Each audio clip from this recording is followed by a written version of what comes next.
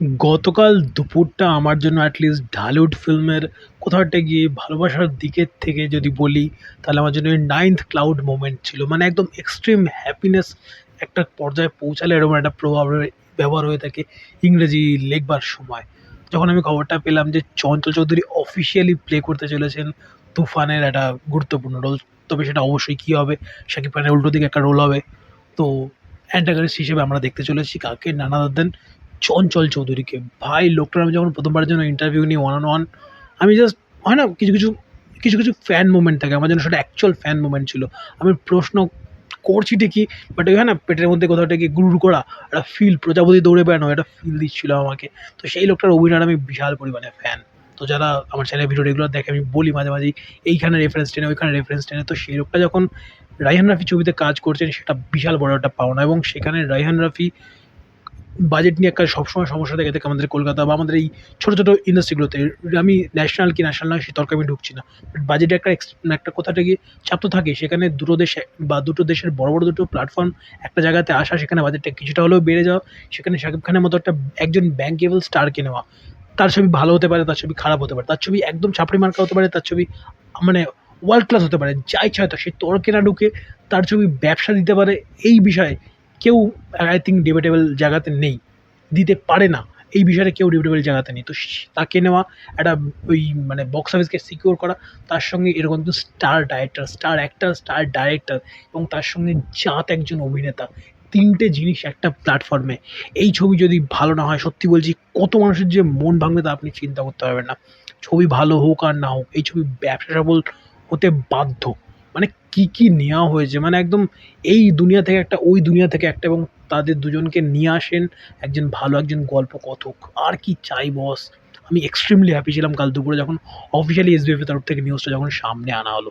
I am really happy. I am looking for this project Toofan. মানে এই বছরে তার ৩টে কাজের অ্যানাউন্সমেন্ট রয়েছে। একটা অবশ্যই রাজকুমার, একটা অবশ্যই দরদ। রাজকুমার চলে এসেছে, কেমন হয়েছে ওটিটিতে না দেখলে বলতে পারবো না। বাট গানের নিরিখে আজকে একটু আগে আমি মা গানটা রিভিউ করলাম, বললাম যে কেন ছবিটা রিলিজের আগে এই গানটা আনা হলো না, কেন ওই ছাপড়ি গানটা এনে খিস্তি খেলেন বেকার হিমেল আশরাফ বা তার পুরা টিম, তাদের সব দাবি দেওয়ার জন্য যে নাকি ডাবল ভালো হয়েছে প্রিয়তমার থেকে। তো সেরকম কিছু নমুনা এতদিন পর্যন্ত ছিল না। এই গানটা কিন্তু অ্যাকচুয়ালি ভালো হয়েছিল। তারপরেও ছবির মান আমি জানি না, এরপরে দরদ কেমন কী হবে তাও জানি না। কিন্তু আমার ভরসা সবথেকে বেশি তুফান ছবিটার জন্য। আমি সত্যি একদম বলে না চাতকের মতো তাকিয়ে থাকা বৃষ্টির জন্য, সেরকমভাবে আমি তুফানের দিকে তাকিয়ে রয়েছি। দেখা যাক কেমন কী হয়। ভাই কিছু হোক আর না হোক ভালো কিছু পারফরমেন্স পাবো, তা তো অবভিয়াসলি ইনশিওর হয়ে গেল অ্যাটলিস্ট এই ঘটনাটার পর থেকে, যে চঞ্চল চৌধুরীকে আমরা দেখতে পাবো উল্টো দিকে ভিলেন হিসাবে। দুজন নায়িকা রয়েছেন, একজন কলকাতা থেকে, একজন অবশ্যই ওদিক থেকে। কলকাতার নায়িকাকে কীভাবে ব্যবহার করবেন আমি জানি না, কিন্তু আমার দেখুন অবভিয়াসলি মিমি চক্রবর্তীও খুব ভালো একজন জাত অভিনেত্রী। তার যদি ড্রাকুলা স্যারের মতো কাজ আপনি দেখেন, আপনি অ্যাটলিস্ট মিমিক্যাট করার জায়গা থাকবেন আপনি। আমার খুব ভালো একটা কাজ লেগেছিল ওখানে। অনির্বাণের কাজ বা অনির্বাণদার কাজ যেরকম প্রশংসিত হয়, ওখানে যেরকম বিদিত চক্রবর্তীর কাজ যেরকম প্রশংসিত হয়, ঠিক সেরকমভাবে কিন্তু প্রশংসার দাবি রাখেন অবশ্যই মিমি চক্রবর্তী। তো তার মতো একজন ফাইন অ্যাক্ট্রেস, এবং তার সঙ্গে উল্টো দিকে আমি একটাই মাত্র কাজ দেখেছি সাবিলার, সেটা অবশ্যই আই থিঙ্ক নাবিলা, যদি ভুল না হয়। যাও একটু ভুল বলছি হয়তো খটোমটো হয়, তো আমি এটা রিচেক করছি নাকি, আপনারা একটু ভুল শুধরে দেবেন কমেন্ট বক্সে। তো তাকে আমি একমাত্র আয়নাবাজি দিয়ে তার কাজ দেখেছি। এখানেও তিনি কাজ করেছেন, এবং কাজ করেছেন অবশ্যই চঞ্চল চৌধুরী। কী ভূমিকা, তাদের মধ্যে রিলেশন কী থাকবে আমি জানি না, but I am really looking for this project. Sweetness রয়েছে, ইনোসেন্স রয়েছে, ভালো পারফরমেন্স রয়েছে, একজন দুর্দান্ত ডিরেক্টর রয়েছে, স্টার রয়েছে এবং সুপারস্টার রয়েছে বলা ভালো। সবাই মিলে তুফান কিছু একটা হতে চলেছে। বক্স অফিসে দুর্দান্তভাবে তুফান আনতে চলেছে, এবং I am really looking for this project. এবং কলকাতাতে তো নিঃসন্দেহে রিলিজ হবে যখন এসবিএফ রয়েছে। দেখা যাক কোথায় কী হল পায় এবং বাকি মেটেরিয়ালের কী আসে। বিশাল করে এক্সাইটেড আমি সিরিয়াসলি এই বাংলা ছবিটার জন্য অ্যাটলিস্ট। তো এরপর একটু মুভ করবো কলকাতার ছবির দিকে বা কলকাতার একটা প্রজেক্টের দিকে। প্রজেক্টটা আলটিমেটলি কলকাতার কিনে আমি জানি না কী হবে, কী ভার্সনে আসবে আমি কিচ্ছু জানি না। বাট নীরাজ পান্ডে আনতে চলেছেন, যিনি এর আগে এই সেম থিমের উপরে এনেছিলেন খাকি দ্য বিহার চ্যাপ্টার, যেখানে অবিনাশ তিওয়ারিকে আমরা দেখেছি। এছাড়া বাঙালি কিছু অভিনেতা অভিনেত্রীরা ছিলেন। সেই সিরিজের রাইটার এবং ডিরেক্টর ছিলেন নীরাজ পান্ডে, এবং অবিনাশ তিওয়ারিকে দেখেছিলাম। প্রজেক্টটা বেশ ডিসেন্ট একটা প্রজেক্ট ছিল, এবং নেটফ্লিক্সে প্রজেক্ট এখনও রয়েছে অ্যাভেলেবেল একটা সিরিজ, গিয়ে আপনারা চেক আউট করতে পারেন। আমার চ্যানেলে রিভিউ নেই, তবে প্রজেক্ট আমার বেশ ভালোই লেগেছিল। তো তারপরে আসতে চলেছে খাকি দ্য বেঙ্গল চ্যাপ্টার। সেখানে জিদ্দা, প্রসেনজিৎ চ্যাটার্জি বা বুম্বাদা একটা প্ল্যাটফর্মে এই দুজন অভিনেতাকে। জিদ্দা এই মুহূর্তে বক্স অফিসে সফল কি সফল নয় সেই তর্কের উত্তর সকলের কাছে রয়েছে, কিন্তু তার অভিনেতা সত্তা সেটার হেটার আই থিঙ্ক খুব কম জনই রয়েছেন। তো সেদিক থেকে তিনি এবং দ্য লেজেন্ডারি প্রসেন চ্যাটার্জি যিনি রিসেন্টলি জুবিলি বলি কিংবা সাংহাইয়ের মতো প্রজেক্ট বলি 2013 ইমরান হাশমির সঙ্গে তার কাজ ছিল, একটা যদি ছোট রোল ছিল।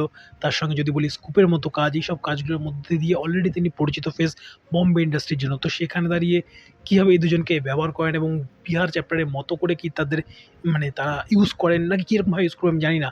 বাট এই দুজন যখন অনবোর্ড এবং ক্রিয়েটরের নাম যখন নীরাজ পান্ডে একটা প্রজেক্টের সঙ্গে তিনি যুক্ত রয়েছেন এবং জিদ্দার সঙ্গে তার ট্র্যাক রেকর্ড, তারা দুটো কাজ করেছেন, দুটো কাজই কিন্তু বিশালভাবে সাড়া ফেলেছে। বক্স অফিসে এদিকে যাই হয়ে থাকে রেজাল্ট, বাট সাড়া ফেলেছে কিন্তু অডিয়েন্সের মধ্যে এবং সেগুলোর কোয়ালিটি নিয়ে অ্যাটলিস্ট আমার কোনো কথা বলবার দিক নেই।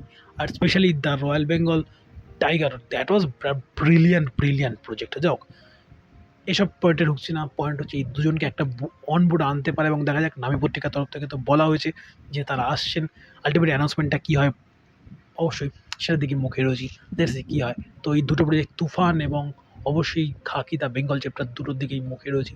দেখা যাক কেমন কী হয়। যাই হয়ে যাক, তারা দুজনে হোক আর না হোক, বড় নাম তো এর সঙ্গে নিঃসন্দেহে অ্যাসোসিয়েটেড থাকবেন, নিঃসন্দেহে অ্যাসোসিয়েটেড থাকতে চলেছে। কারণ এরকম ব্যাঙ্কেবল স্টাররা না থাকলে একটা প্রজেক্টকে উতরে দেওয়া সত্যি চারটেখানি কথা নয়। যতই নীরাজ পান্ডে থেকে থাক, বক্স অফিস ম্যাটার করে। বক্স অফিস বলি আর টিআরপি বলি, আমাদের ওটিটি নিরিখে যাই বলে থাকি। তো এই ছিল আমার আজকের বক্তব্য এই দুটো বিষয় নিয়ে। আপনাদের কি মতামত অবশ্যই জানান খাকি দ্য বেঙ্গল চ্যাপ্টার এবং অবশ্যই তুফানের চঞ্চল চৌধুরীর অ্যাডিশন নিয়ে।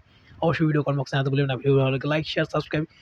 ভিডিও প্রথমবার যদি দেখে থাকলে চ্যানেলকে সাবস্ক্রাইব করে চ্যানেলের সঙ্গে থাকতে ভুলবেন না। ভালো থাকুন, ভালো রাখুন এবং অতি অবশ্যই ভালো কনটেন্ট দেখতে থাকুন। Bye bye.